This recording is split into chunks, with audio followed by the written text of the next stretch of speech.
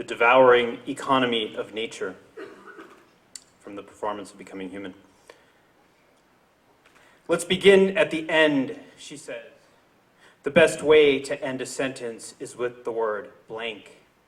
It is midnight and I am lonely, and your blank is the blank of my blank.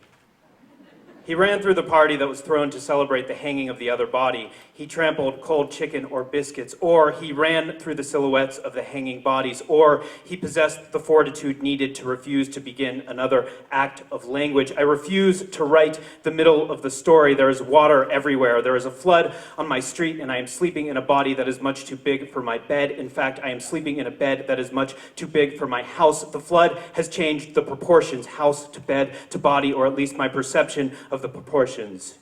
Did you hear the one about the immigrant laborer who was run over by a tractor?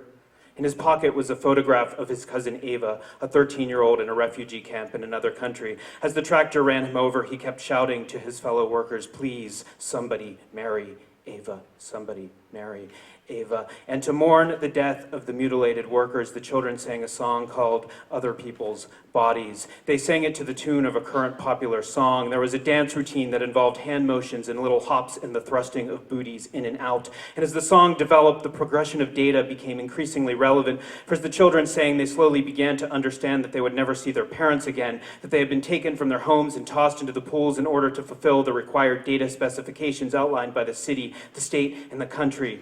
Or a barbarian and an economist walk into a bar. The barbarian says, "I dreamt we were in a swimming pool and you were swimming towards me. I was sitting on the wall, and when you got to the wall dissolved into the water and the pool stretched out endlessly, and there were hundreds of children swimming in the pool, and they were looking for their parents. There were men in orange wetsuits painting lines throughout the water, over the water, and the lines were different colors and they stuck to the surface of the water, and we understood that certain colors meant certain things, and you picked up a drowning child and said, 'Here is a small piece of data. I won't tell you what this data means in relation to the other data that will determine the relationship between your desire to eat the children and the future prosperity of the nation.'"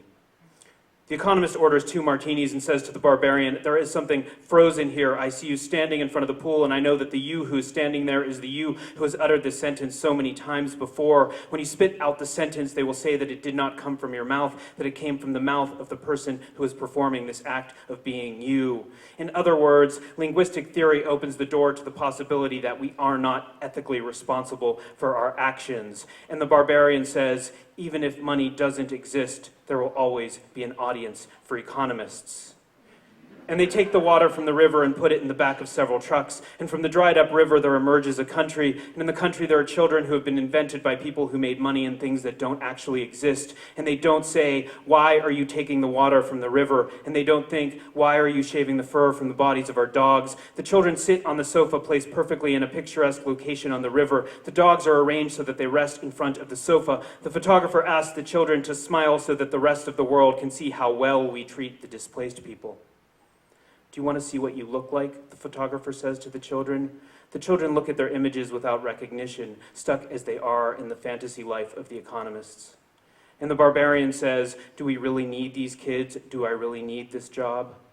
3 dogs guard the 2 children. I will write their story, but I will not understand it. The doctor says, "Yes, in Illinois, we love a war between states across borders, both real and imagined." Or, did you hear the one about the boy who was thrown into the fire? His charred meat was hacked up with a cleaver and fed to dogs while his parents watched from a cage.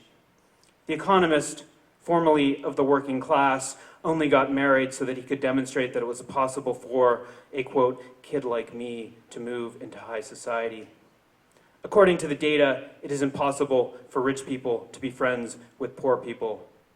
This, according to the data, is true in all societies.